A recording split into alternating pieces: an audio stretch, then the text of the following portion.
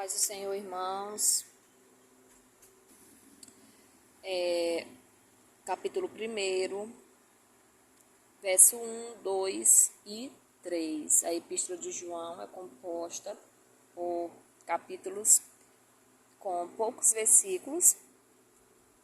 Dentre eles, o capítulo 1 tem apenas 10 versículos, mas uma epístola muito rica e que fala sobre o amor de Deus. O João, discípulo amado, aquele que era uma forma representativa do amor diante do próprio Jesus, ele vem nos orientar acerca de muitas coisas na sua epístola. No versículo 1, João fala sobre o verbo. Que verbo é esse? O verbo é Jesus. O verbo era Jesus. O verbo representa Cristo.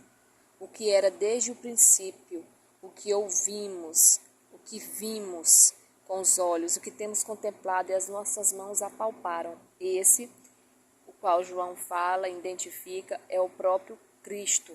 E ele estava desde o início de tudo. Antes da criação do mundo, ele estava com Deus.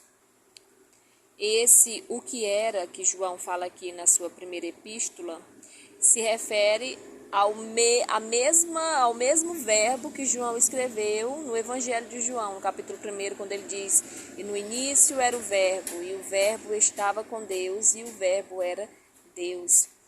No versículo 2, nós falamos a respeito de que este verbo, ele estava com Deus. Essa mesma pessoa estava na eternidade.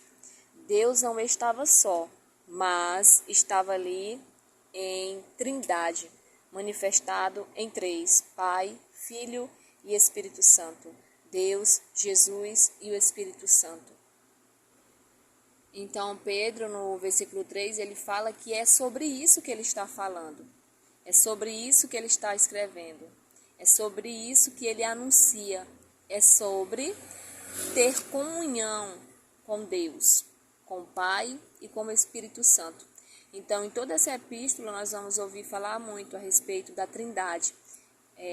O apóstolo João foi usado por Deus para falar a respeito da Trindade em toda essa epístola. Aí, quando João fala assim, para que também tenhais comunhão conosco, o que João está querendo dizer é que a igreja deve ter comunhão com os membros. Uns devem estar sempre próximos um do outro, porque na união Deus é visto.